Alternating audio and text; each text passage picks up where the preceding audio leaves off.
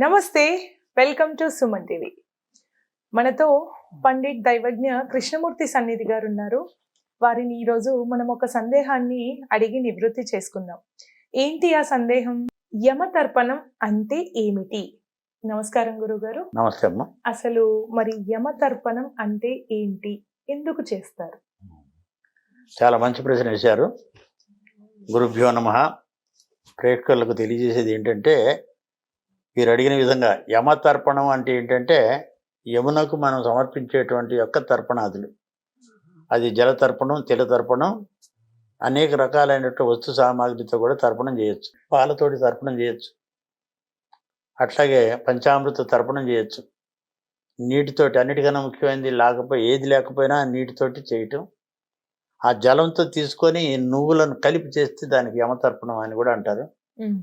అది ఎక్కువ శాతం ఏంటంటే, మనిషి గతించిన తర్వాత వారికి 9 నుంచి 10, 11 రోజులు చేసేవాళ్ళు కొంతమంది. దశదిన కర్మ, ఏకాదశ, ద్వాదశ, అట్లాగే దశ, ఏకాదశ, ద్వాదశ, త్రయోదశ, ఇట్లని 3 రోజులు చేసేటువంటి యొక్క ఈ అశుచి కర్మంలో యమునికి తర్పణం చేపిస్తారు లాస్ట్లో. పిండ ప్రదానం చేయటం అంటారు. ఆ పిండ ప్రదానంలో కూడా దీనికి యమునికే తర్పణం చేస్తారు.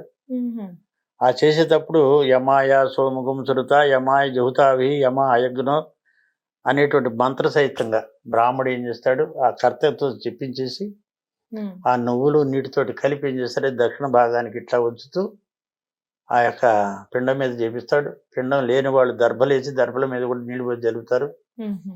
మనం కూడా స్నానం చేయడానికి పోయినప్పుడు 2-3 దర్భలు నెత్తి మీద పెట్టుకుని స్నానం చేయటం వలన, వాటితో మనం నీళ్లు జల్లటం వలన ఇది మనకి యమునికి ప్రీతి కలిగించేటువంటి సమయం అన్నమాట. అది ఈ పుష్యమాసం అమావాస్యకి యమతర్పణానికి ఏమైనా సంబంధం ఉందా?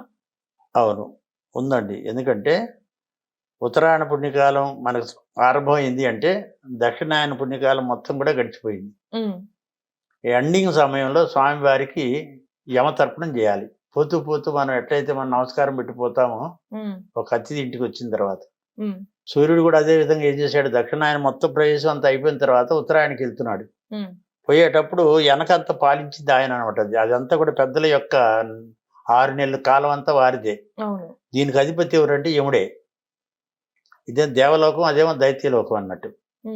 గతించిన వారంతా దక్షిణ భాగంలోను, ఉత్తరాయణంలో జీవించిన వాళ్ళు పెద్దలు ఉంటారు, దేవతలు ఉంటారు. కాబట్టి పోతుందంటే కృతజ్ఞతాభావంతో ఈ 6వ నెల జరిగేటువంటి లాస్ట్ అమావాస్యకు తర్పణం చేస్తారు. యముడికి తర్పణం చేయించడం అనేటువంటి ఇది లోకోక్తి, అందరూ చేసేటువంటి పద్ధతి కూడా అది.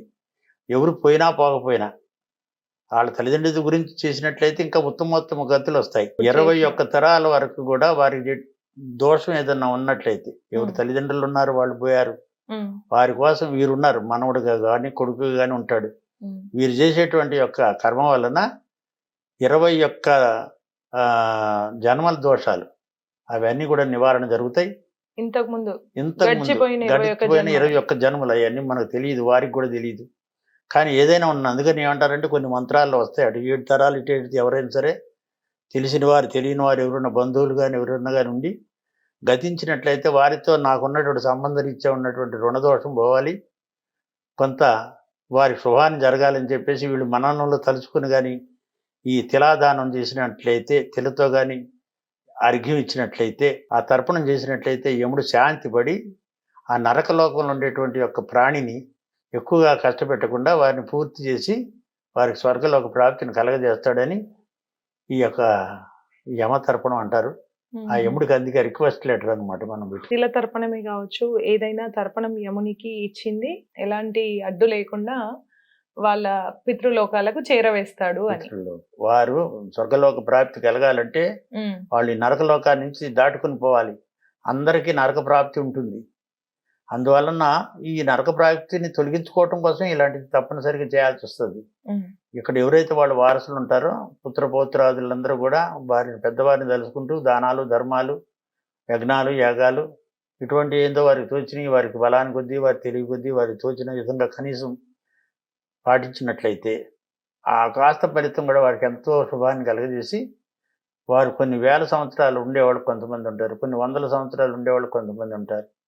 సో ఆ లెక్కలన్నీ తర్వాత మనం తెలుసుకుందాం పూర్తిగా. ముందు మాత్రం వాళ్ళకి పున్నామగతుల నుంచి ఆ నరక యాతన తప్పించి వారికి పుణ్యలోక ప్రాప్తి కొరకు తప్పనిసరిగా వీరు ఈ యమతర్పణం చేస్తూ వారికి పుణ్యలోక ప్రాప్తి కోసం ఈ పూజలు చేస్తూ ఉంటారు, ఈ వ్రతాలు, ఈ యొక్క స్నానాలు. ధన్యవాదాలు గురుగారు. చాలా మంచి సంతోషం. సందేహాన్ని నివృత్తి చాలా చేశారు. సంతోషం.